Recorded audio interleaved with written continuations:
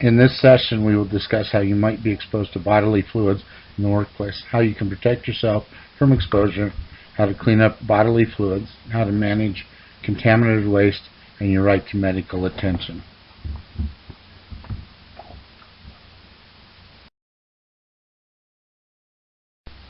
In today's training session, we will discuss how you may potentially be infected with bloodborne pathogens at work.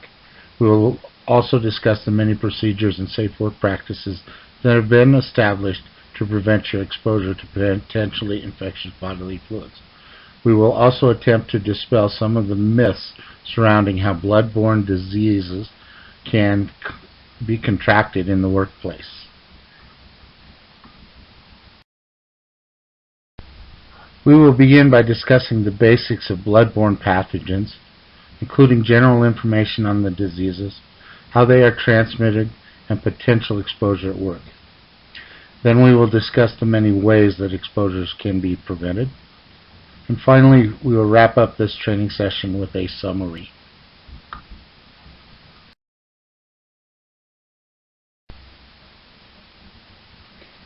OSHA defines bloodborne pathogens as pathogenic microorganisms present in human blood that can lead to diseases. There are many disease-causing pathogenic microorganisms that are covered by this standard.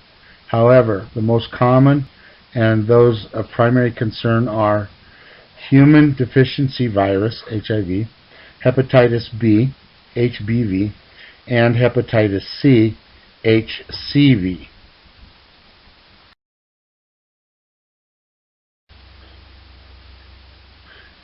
HIV is a virus that leads to acquired immune deficiency syndrome, AIDS. A person can carry HIV for many years and not have symptoms until it turns into full-blown AIDS.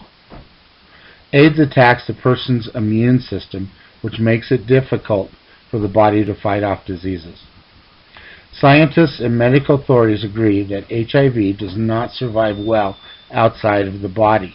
Drying of HIV-infected human blood or other bodily fluids reduces the risk of environmental transmission to essentially zero. HIV is found in very low quantities in saliva and tears from some AIDS patients. HIV has not been found in the sweat of HIV-infected persons. Contact with saliva, tears, or sweat has never been shown to result in the transmission of HIV.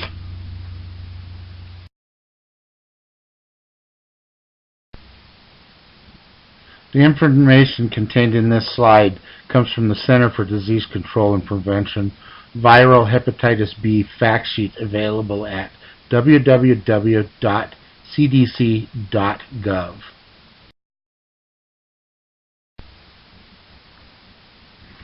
An estimated 3.9 million Americans have been infected with HCV, of whom 2.7 million are chronically infected. Persons chronically infected with HCV may not be aware of it because they are not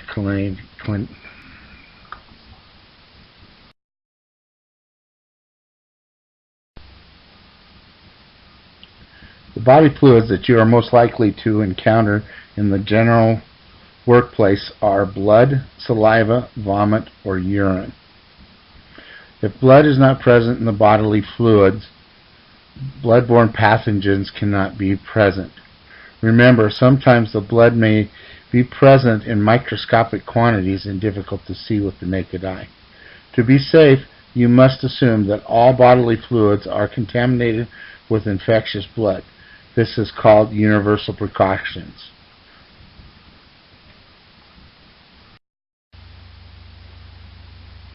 Bloodborne pathogens can only be transmitted to you if you physically make contact with an infected person's blood or bodily fluid containing blood. Even then, your healthy skin is an excellent barrier to bloodborne pathogens. The contaminated blood or bloody fluid can enter your body through mucous membranes, such as your eyes, mouth, or nose. If your skin is not intact at the point of contact with contaminated blood or body fluids, the bloodborne pathogen could potentially be transmitted. Examples of non-intact skin include dermatitis, hangnails, cuts, abrasions, acne, etc. Obviously, a contaminated shard, such as a needle or broken glass, could potentially transmit bloodborne pathogens because of the penetration of the skin. Bloodborne pathogen standard requires employers to identify the job's tasks and activities that could expose employees to potentially infected blood or bodily fluids. Exposure could occur when near someone who is involved in an industrial accident. Obviously, when administering first aid to someone who is bleeding, you are potentially exposed. Employees expected to clean up work surfaces, equipment, or machinery after an accident are also potentially exposed. Janitorial workers are potentially exposed when cleaning up urine, vomit, sanitary napkins, etc. Maintenance workers might potentially be exposed when repairing the plumbing of a toilet.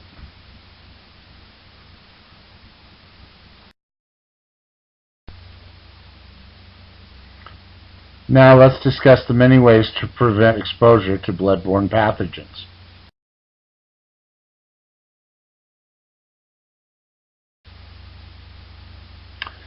The OSHA Bloodborne Pathogen Standards requires us to have a written exposure control plan, ECP.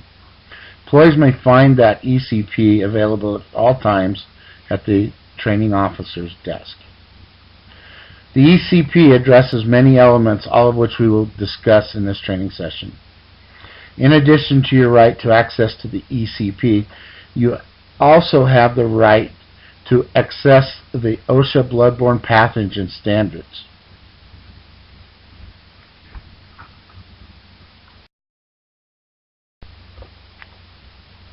Training is the next step to preventing potential exposure to bloodborne pathogens. All employees whose jobs, duties, or actions could potentially expose them to blood or contaminated body fluids must understand the ECP and be trained at the time of initial assignment and annually thereafter. Also, employees who have been trained first aid, CPR, responders, and obviously must participate in this training. Remember, the dangers of bloodborne pathogens do not exist in medical or patient care facilities only. Any type of facility that may have potential exposure to bloodborne pathogens must have a written program and must conduct training.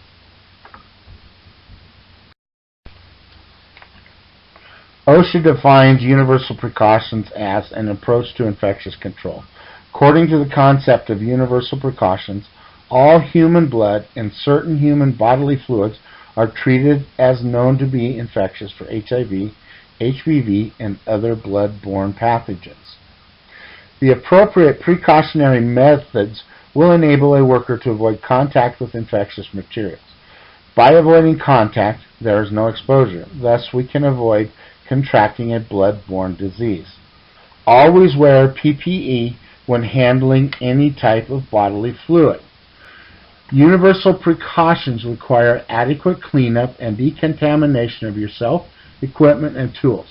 Always wash your hands after handling any type of bodily fluid, even when wearing gloves.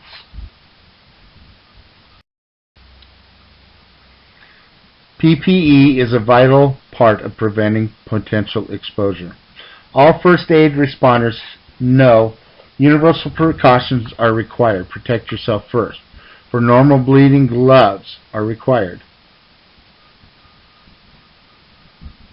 For spurting blood, more than just glove is required. Protect your mucous membranes, i.e. eyes, mouth, and nose, with a face shield or mask. Wear protective clothing such as an apron, smock, and shoe covers to protect your skin. An important part of preventing exposure to bloodborne pathogens is proper decontamination and cleanup. As with all bodily fluids, assume contamination, universal precautions, and wear protective gloves.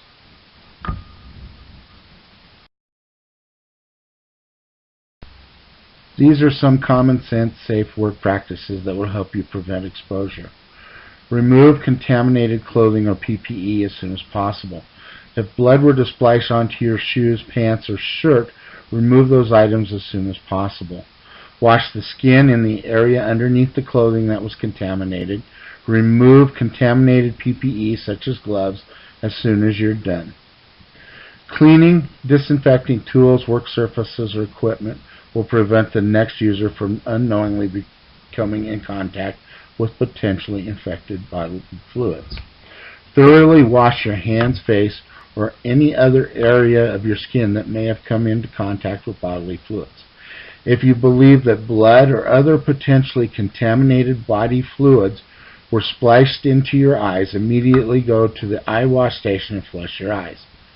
Properly dispose of contaminated items in appropriately labeled bags or containers will help prevent someone from accidentally becoming exposed.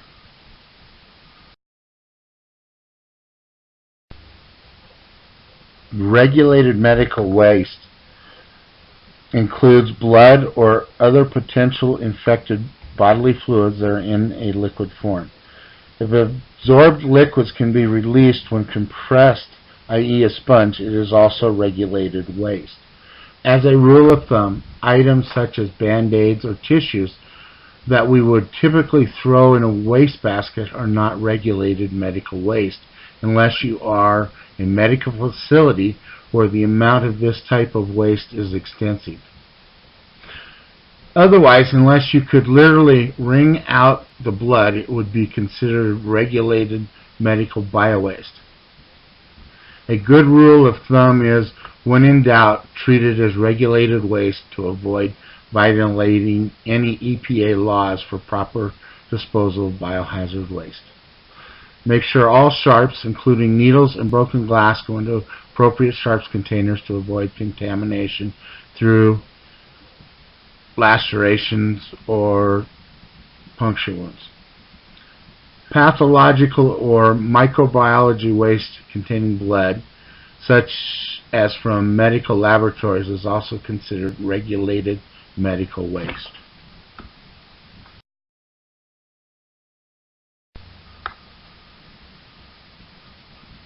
Another way to prevent potential exposures through communications, which includes appropriate labels and signs. All regulated medical waste must be labeled in accordance with EPA requirements for biohazard waste. If the material is not regulated, i.e. liquids that are not adequately absorbed, or Band-Aids, it can be disposed of in an unlabeled bag and discarded in the trash. Refrigerators that contain biohazards should be labeled. No food items should be placed in refrigerators that contain biohazards. Any container that may store potentially infectious material must be adequately labeled.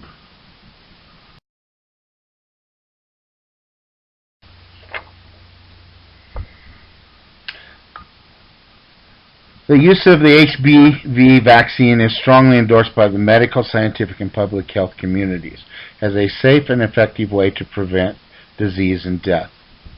There's no confirmed evidence that indicates HBV vaccine can cause chronic illness. Reports of unusual illnesses following a vaccine are most often related to other causes and are not related to the vaccine.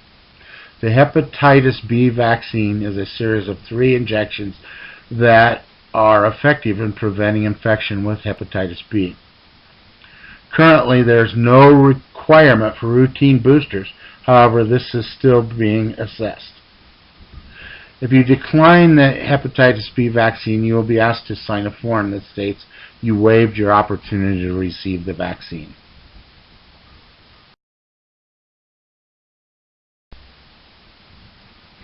An exposure incident is a specific incident of contact with potentially infectious bodily fluid. If there was no infiltration of mucous membrane or open skin surface, it is not considered an occupational exposure. If an employee administering first aid on a normal bleeding is wearing the appropriate gloves, then an exposure incident does not exist. Be sure to report all incidents involving blood or bodily fluids so the company can determine if exposure occurred and then offer post-exposure medical evaluations if necessary. After each incident, an accident investigation report must be completed. If blood is spilled, documentation of the spill location, who cleaned it up, the cleanup method, and waste disposal location must be kept.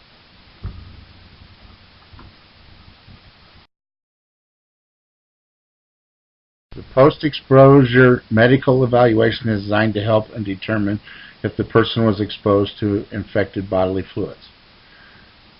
Medical evaluation is completely confidential for both the exposed person and the source person. Not even the company will know the results of such testing. The evaluation will document the route of exposure and will identify the source individual. If the source individual gives consent, the evaluation includes testing his or her bloods. The result of such testing are provided by the medical personnel to both the source individual and exposed employee.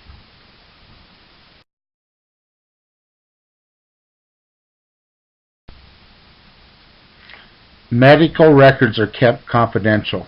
However, they are available to each employee upon request. The records will include your hepatitis B vaccination status, any post-exposure evaluation and follow-up results, and any written opinion or other specific information provided by the healthcare professional. Training records include today's date, content of today's training, qualifications, and of course your names and job titles.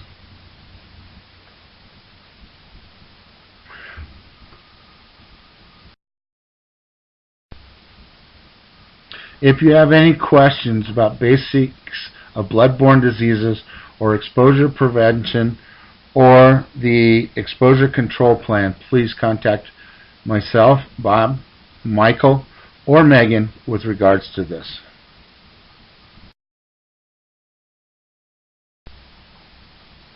And finally, remember to assume that all blood or bodily fluids are infected with bloodborne pathogens, such as HIV or HBV. Wear the appropriate PPE as barriers to prevent the transmission of bloodborne pathogens, and use safe work practices such as labeling and proper disposal. Decontaminate yourself by thoroughly washing up and washing any contaminated equipment or tools. And above all, report all incidents involving bloody fluids so that they can be evaluated for potential exposure. Thank you.